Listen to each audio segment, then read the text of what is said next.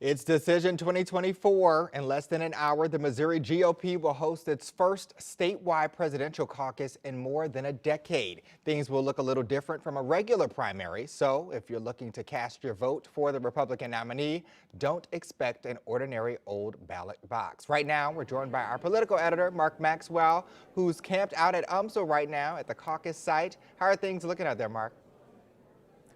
Good morning, Travis. Yeah, voters have until 10 o'clock to get in the door. That's when they close the line. So be here by 10 if you hope to participate in the events today. Early signs of life are already starting to show up as in just less than an hour, Missouri Republicans will measure their support for either Donald Trump or Nikki Haley. Candidates who've already dropped out, they're not eligible today to receive any support or any delegates. If Super Tuesday is Nikki Haley's last stand, well, she may have all but surrendered Missouri. The former UN ambassador has not campaigned or appeared in Missouri once during this primary contest so far, and her lack of engagement in the Show Me State has GOP officials suggesting that perhaps it's possible, if not likely, Donald Trump could win a clean sweep, securing all of the delegates up at stake in each of the 114 county caucus sites across Missouri. A long way to go before all of those heads are counted, but that's what party officials are telling us they could see today.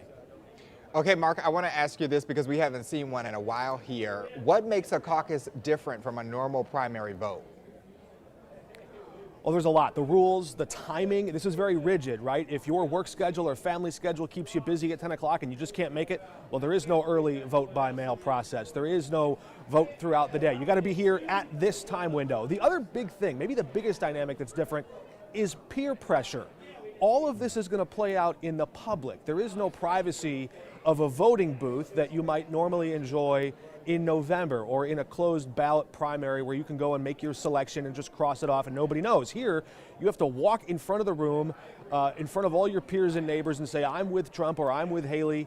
So that's very different. Now, the dynamic is different because it's just really a two-person race at this point. Had Ron DeSantis or Vivek Ramaswamy still been in this race, you might have seen more of that dynamic play out where maybe Trump or Haley's campaigns would be cajoling or twisting arms trying to win their supporters to come physically change their minds. We're not going to see much of that today because the dynamics are just different in a two-person race.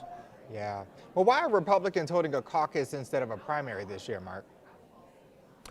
Well, that depends on who you ask. Really, the easy answer is that Republican Party officials and Democratic Party officials didn't want this. They wanted to keep the old primary system, not the caucus system. But due to some infighting in the Senate last year, there was a proposal to revive and restore the primary, but they just really ran out of time because of all the party infighting there. So now the private organizations, these nonprofit entities, essentially, the Republican Party and the Democratic Party, have to put on their own show.